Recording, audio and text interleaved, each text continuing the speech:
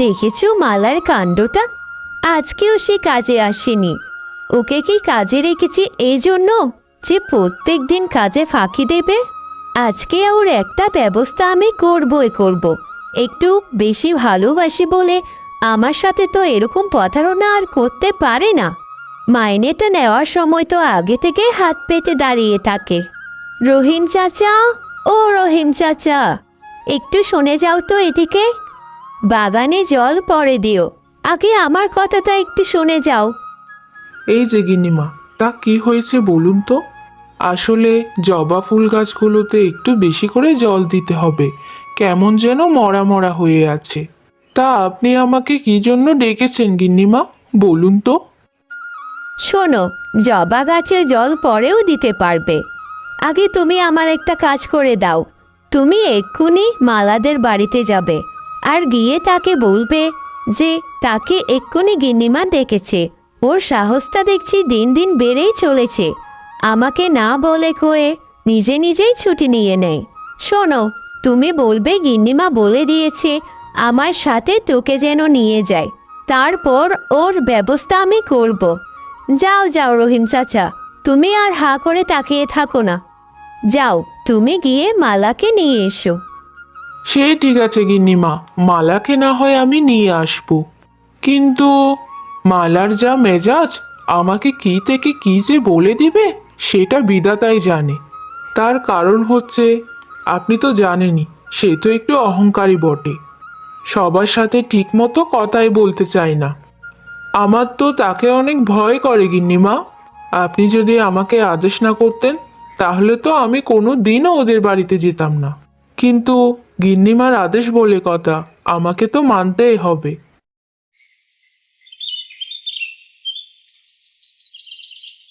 আহারে, কি কপাল আমার! মনে হচ্ছে আমার কপালটাই পোড়া। কি এক সংসারে এলাম, আমি কিছুই জানি না। সেই তো, সে বাবা মা আমাকে ধরে বেঁধে একটা নিষ্কর্মার সাথে বিয়ে দিয়ে দিল। সে যে দুটো কাজকর্ম করবে, হা হা হা, সেটা তো দূরের কথা, সারা বছরই ঘরে বসে কাটিয়ে দেয়। সারা বছরেই তার অসুখ একেবারে লেগেই থাকে লেগেই থাকে। এই সংসারের ঘাড়ি টানতে টানতে আমি মনে হয় একদিন মরেই যাব। এই জীবন আর ভালো লাগে না। সেই সকালে ঘুম থেকে উঠে রান্না বান্না করে কাজে গিয়ে আবার কাজ থেকে ফেরো। কাজেও তো যাচ্ছি না 2 দিন যাবত। জানি না গো, গিন্নিমা মনে মনে কি বলছেন আমায়। তবে এখনো তো লোক পাঠাননি। লোক যেদিন পাঠাবেন সেদিনই আমি কাজে যাব। গিন্নি, ও গিন্নি, দুটো খেতে দাও না, শরীরটা তো খুব খারাপ লাগছে গো। ডাক্তার বাবু তো বলেছিলেন খাবারটা ঠিক মতো খেতে, না হলে তো আমার অসুখ কোনো দিনও ভালো হবে না। দয়া করে দুটো খেতে দাও না আমায় গিন্নি, দয়া করো আমাকে। এই যে এই যে দেখেছো, নবাব বাহাদুরের আদেশ করা শুরু হয়ে গেছে। মাত্র সকালটা হলো আর তার এক্ষুনি মন খাই খাই করছে। তা বলি, এতই যখন খাই খাই করছো, কি এনেছিলে সকালে বাজার করে? সারা বছরই তো অসুস্থ হয়ে থাকো, আর কিছু আনার বেলায় চুনোপুটিটাও জোটে না আমার কপালে। সব সময় শুধু খাই খাই খাই খাই। আমার আর ভালো লাগে না এই সংসার করতে। ইচ্ছে করে সারা জীবন বনবাসে কাটিয়ে দিই। এই যে শোনো, খাবার দাবার এখনো রান্না করা হয়নি, রান্না করা হবে পরে। কি হয়েছে গো? কি হয়েছে মালা তোমার? এত রাগ করছো কার সাথে? গিন্নিমা তোমাকে জরুরি তলব করেছেন, বলেছেন আমার সাথে করে তোমায় নিয়ে যেতে। তোমার উপর গিন্নিমার পছন্দ রাগ জমা আছে। এক্ষুনি চলো আমার সাথে, না হলে যে গিন্নিমা আমাকে খুবই বকাঝকা করবেন। তোমাদের শখও কি বলিহারি, তা বললেই কি তোমার সাথে যাওয়া যাবে বলো? দেখছো না সকাল হয়ে গেছে, এখনো রান্নাই চাপাইনি, চুলোতে তো আগুনও ধরাইনি। এখন আমি কোথায় যাব? হ্যাঁ, ঘরে যে আমার অসুস্থ স্বামী রয়েছে, তা বলি সেটা কি তোমরা দেখতে পাও না? এই শোনো, আমি পরে যাব, আগে রান্নাটা করে আমার স্বামীকে খাবার দিই। যত সব সকালে উঠেই ঘ্যানর ঘ্যানর করতে চলে আসে। এই যাও তো বাপু, যাও যাও, এখন তুমি যাও, আর গিন্নিমাকে গিয়ে বলো আমি পরে আসবো। রান্নাটা করে স্বামীকে খাইয়ে তারপর। তো কথাগুলো তো তুমি আমাকে ভালোভাবেও বলতে পারতে। আচ্ছা মালা, এরকম ভাবে রেগে রেগে কথা বলো কেন তুমি? আমি কি তোমার সাথে খারাপ করে কথা বলেছি? জানি না ভগবান, কিসের এত অহংকার তোমার। তুমি এখন আমাকে যা যা বলেছ সবকিছুই গিয়ে গিন্নিমাকে আমি এক এক করে বলবো। ও আচ্ছা, তাই নাকি? এখন আমাকে ভয়ও দেখাচ্ছ? আমি কিন্তু গিন্নিমাকে ভয় পাই না, কথাটা শুনে রেখো। আর গিন্নিমা তো আমাকে যথেষ্ট ভালোবাসেন। আমার মুখটা দেখলেই তিনি সবকিছুই ভুলে যাবেন, বুঝেছ? এখন যাও এখান থেকে, আমার বাড়ির সামনে থেকে দূর হয়ে যাও।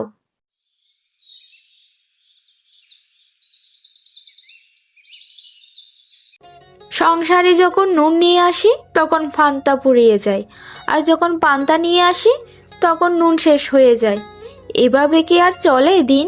বিয়ের আগে কত স্বপ্ন দেখতাম যে আমার একটা রাজপুত্রের সাথে বিয়ে হবে, আর আমি সারাক্ষণ শুধু গয়নাগাটি পরে শুয়ে থাকবো, আর আমার চারপাশে দাসদাসীরা শুধুই আমার সেবা যত্ন করবে। কিন্তু এখন রাজপুত্রের বউ হওয়া তো দূরের কথা, একজন রাজার দাসীও হতে পারছি না। সেই জমিদার বাড়িতে একটু কাজ করে দুটো পয়সা পায়, আর তা দিয়ে খাবার খায়। না, এভাবে ঘরে বসে থাকলে আর হবে না, কাজটা আবার শুরু করতে হবে, না হলে খাবার আসবে কোথা থেকে?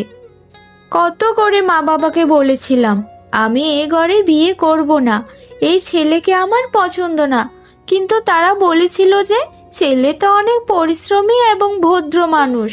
তা এই ছেলের ভদ্রতামি দিয়ে আমি কি করব শুনি? তার ভদ্র ব্যবহারে তো আর ভাত আসবে না। যাই যাই, এখন যা রান্না করেছি সেটা দিয়ে ওর পেটটা ভরাই।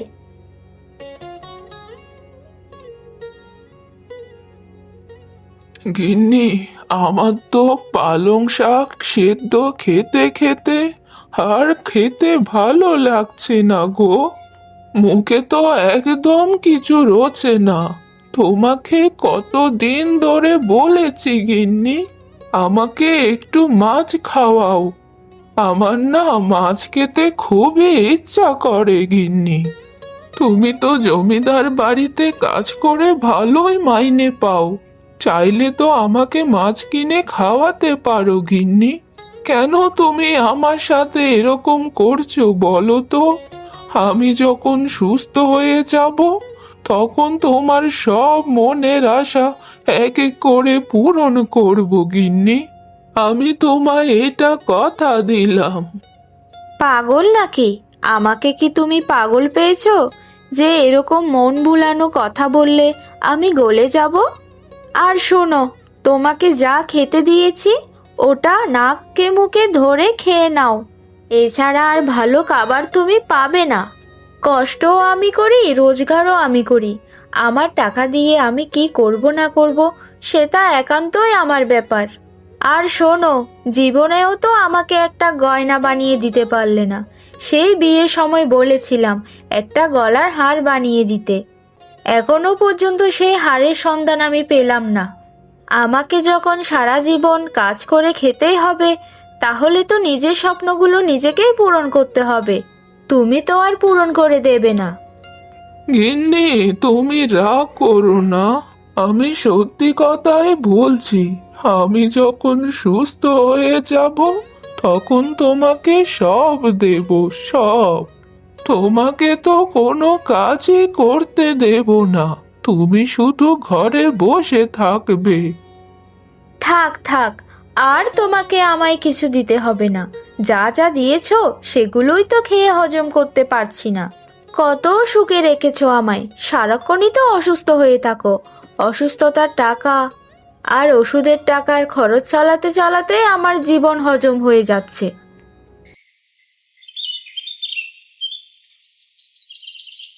তা কি রে মালা, আজকাল দেখি কাজেও আসছিস না। এখন তো দেখছি তোর দেখা পাওয়াটাও খুব কঠিন একটা কাজ।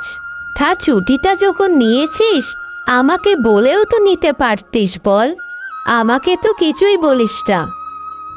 কে আর ছুটি নেব গিন্নিমা? আপনি তো জানেনই আমার সংসারের অবস্থাটা। নুন আনতেই তো পান্তা ফুরিয়ে যায়, আর সেই অসুস্থ স্বামীকে নিয়ে পড়েছি মহাঝামেলায়। তা আপনার ঘরে আমাকে কেন ডাকলেন বলুন তো? তা গিন্নিমা, আপনি কি আমাকে কিছু দেখাবেন? হ্যাঁ রে, কিছু দেখাবো বলেই তো তোকে ডেকেছি। দেখ না দেখ, তোদের জমিদার মশাই আমার জন্য কত সুন্দর একটা সোনার হার নিয়ে এসেছে। এই হারটা বাণিজ্য করতে গিয়েছিল না, সেখান থেকেই এনেছে। তা কেমন হয়েছে হারটা বল দেখি। হারটা তো খুবই সুন্দর হয়েছে গিন্নিমা, খুবই সুন্দর। এত সুন্দর হার আপনাকে পরলে না আরো সুন্দর লাগবে। তা এটার দাম কত নিল গিন্নিমা? হায়রে পোড়া কপাল আমার, কত স্বপ্ন ছিল একটা দামি হীরার হার পরব। গিন্নিমার জায়গায় যদি আমি থাকতাম তাহলে কত ভালো হতো। তার স্বামী তো তাকে কত কিছু এনে দে, আর আমার স্বামী সারা জীবন অসুস্থ হয়ে থাকে। ইস, এই হারটা যদি আমার হতো। এত বেশি না, এটার দাম মাত্র 60,000 টাকা নিয়েছে, বুঝেছিস? ওরে বাবারে, এত টাকা! এত টাকা তো আমার শরীরের সব অঙ্গ বিক্রি করলেও হবে না। আপনারা হচ্ছেন জমিদার মানুষ, আপনাদেরকেই এগুলো মানায়। আমরা হচ্ছি গরিব কাজের লোক, আমরা কি আর এগুলো কোনোদিন পড়তে পারবো বলুন গিন্নিমা? শুধু দেখতেই থাকবো। আরে পাগলি, কেন পারবি না বল তো? পরিশ্রম করে যা, একদিন ঠিক ওই এরকম একটা হার তুইও পরতে পারবি। তার জন্য তো তোকে ঠিকমতো কাজে আসতে হবে, বুঝেছিস? আর কাজে কিন্তু একদমই ফাঁকি দেওয়া যাবে না।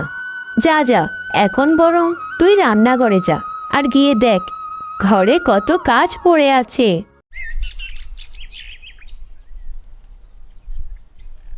তা হ্যাঁ গো মালা, তুমি কাজে আসো না কেন?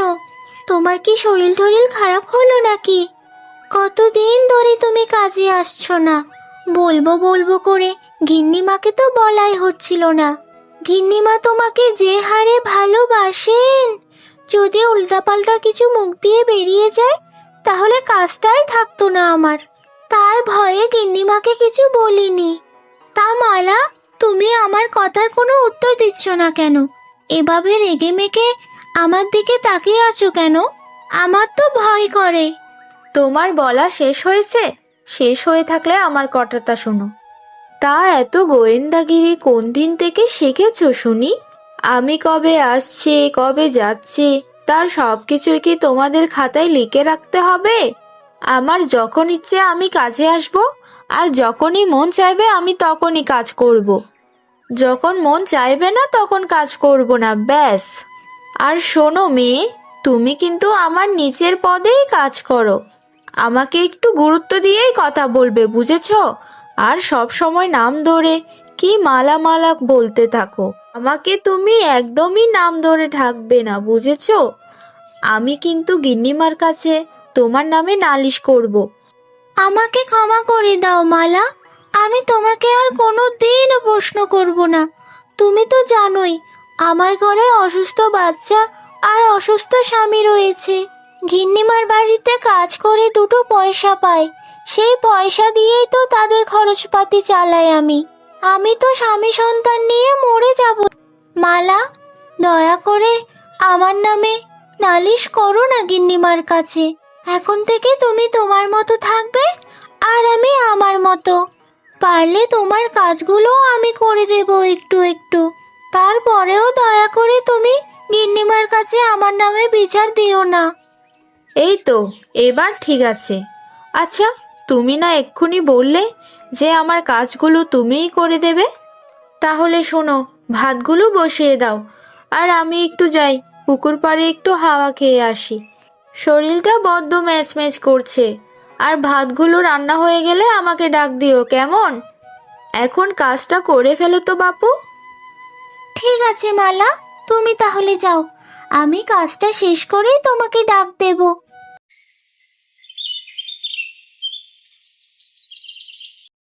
আমার অনেক অনেক অনেক টাকা প্রয়োজন। এত টাকা আমি কোথায় পাবো? আমার সুখের জন্য অনেক অনেক টাকার প্রয়োজন।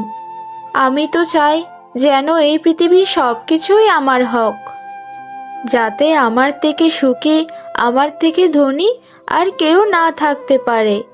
কেন কেন ঈশ্বর, কেন আমায় সব কিছু দিচ্ছেন না? কেন আমাকে সব কিছু থেকে বঞ্চিত করছেন? হে বিধাতা, আর কত ডাকবো তোমায় বলো তো? একটা ব্যবস্থা আমায় করে দাও না, যাতে আমি একটু ধনী হতে পারি। কে রে মা তুমি? এখানে বসে বসে বিধাতাকে দোষারোপ করছো কেন? তা বলি, সেই কারণটাকে আমাকে একটু বলা যাবে? যদি তোমার কোনো সাহায্য করতে পারি তাহলে তো তোমার ভালোই হবে। তুমি তুমি আমাকে করবে সাহায্য? হা হা হা হা হা। তুমি একটা কাজ করো, তুমি বরং আমাকে সাহায্য না করে নিজেকে নিজেই সাহায্য করো। ঠিক মতো যেন সোজাভাবে হাঁটতে পারো, খুজো হয়ে যেন তোমায় চলতে না লাগে। একে তো কুজো বুড়ি, আবার এসেছে আমায় সাহায্য করতে। কি হাস্যকর! এই যাও তো বাপু এখান থেকে, যাও যাও। তোমার জন্য একটু শান্তি মতো কথাও বলতে পারছি না নিজে নিজে। সরো সরো বাপু, অন্য কোথাও গিয়ে ভিক্ষে চাও। জানি তো সাহায্যের কথা বলে আমার কাছ থেকে ভিক্ষে নেবে, তাই তো? বাছা গো, আমি ভিক্ষা নেব না। আমি সত্যি তোকে সাহায্য করতেই এসেছি। তোর তো অনেক টাকার প্রয়োজন, তাই তো? তুই যদি চাস তাহলে তোকে আমি টাকা দিয়ে সাহায্য করতে পারি। তোকে আমি এমন একটা জিনিস দেব যে সারা জীবন তুই পায়ের উপর পা তুলে খেতে পারবি। যাবি নাকি তুই আমার সাথে? একবার চল না, গিয়ে দেখবি সত্যি কিছু আছে আমার কাছে, যেটা দিয়ে তুই সারা জীবন চালিয়ে যেতে পারবি। শোনো বুড়ি, আমি কিন্তু তোমাকে বিশ্বাস করে তোমার সাথে যাব, আর সেখানে গিয়ে যদি দেখি কিছু আমাকে দিচ্ছ না, তাহলে কিন্তু তোমাকে সেখানেই মাটির নিচে কুপিয়ে দিয়ে আসবো। চলো চলো কুজো বুড়ি, আর কোনো কথা বলতে হবে না তোমায়। আমি কাজে বিশ্বাসী, কথায় বিশ্বাসী নই।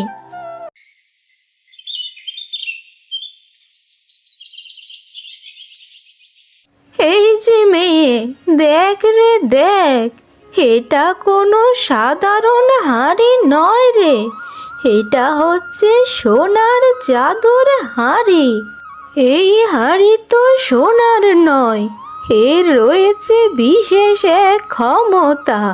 এই হাঁড়িতে যদি কোনো জিনিস রাখিস তাহলে সেটা দুটো করে হয়ে যাবে। এ কি বলছো তুমি কুজো বুড়ি? এটা কি আদৌ সত্য? তবে এই হাঁড়িটাকে তো দেখেই মনে হচ্ছে এই হাঁড়িটা সত্যিই সোনা দিয়ে তৈরি। যদি এটা সোনার হয়ে থাকে, তাহলে তোমার দ্বিতীয় কথাটাও সত্যি হতে পারে। এখানে এরকম কিছুই নেই যেটা দিলে আমি দুটো করে লাভ করতে পারবো। এটাকে বাড়িতে নিয়ে গিয়ে তারপর একটা ব্যবস্থা করতে হবে। তোমাকে ধন্যবাদ দেব না। শোনো কুজো বুড়ি, আগামীকাল তুমি আমার বাড়ির সামনে এসো, তোমাকে খাইয়ে দেবক্ষণ। তোমাকে দুটো ভাত খাইয়ে দিলে এই হাঁড়িটার মূল্য শোধ হয়ে যাবে। আমি কিন্তু তোমার থেকে এই হাঁড়িটা বিনামূল্যে নিচ্ছি না, তোমাকে খাবার দেওয়ার বদলেই এই হাঁড়িটা আমি নিচ্ছি, বুঝেছো? কাল সকালে চলে যেও খাবার খেতে। হা হা হা, আমার বাপু খাবার দাবারের দরকার নেই। তোর যখন এত টাকা পয়সার প্রয়োজন তাহলে তুই এটা নিয়ে যা। এটা নিয়ে গিয়ে খুব সুখে শান্তিতে জীবন যাপন কর। আমার তো মরার বয়স হয়ে গেছে, তাই ভাবলাম এই হাঁড়িটা কাউকে অন্তত দান করি। লোকমুখে শুনেছি তোমার স্বামী নাকি খুবই অসুস্থ। এই হাড়ির ভেতর কিছু টাকা রেখে দিয়ে সেটা দ্বিগুণ করে তোমার স্বামীর চিকিৎসা করো। সে আমি স্বামীর চিকিৎসা করব নাকি নিজে টাকা উড়াবো সেটা তোমায় বলে দিতে হবে না। আমাকে কি করতে হবে সেটা আমি খুব ভালো মতোই জানি। আর তুমি আমায় হাঁড়িটা দিয়েছো বলে এটা ভেবো না যে তুমি আমাকে বিনামূল্যে এটি দিয়ে একেবারে মহাভারত অশুদ্ধ করে ফেলেছো। আর শোনো কুজো বুড়ি, আমার এক মুহূর্তও এখানে থাকা যাবে না। আমাকে বাড়িতে যেতে হবে, কত কাজ পড়ে আছে। তুমি তাহলে এখানে থাকো কেমন? আমি বাড়িতে চলে যাচ্ছি এই হাঁড়িটা নিয়ে, তারপর আবার তোমার সাথে দেখা হবে।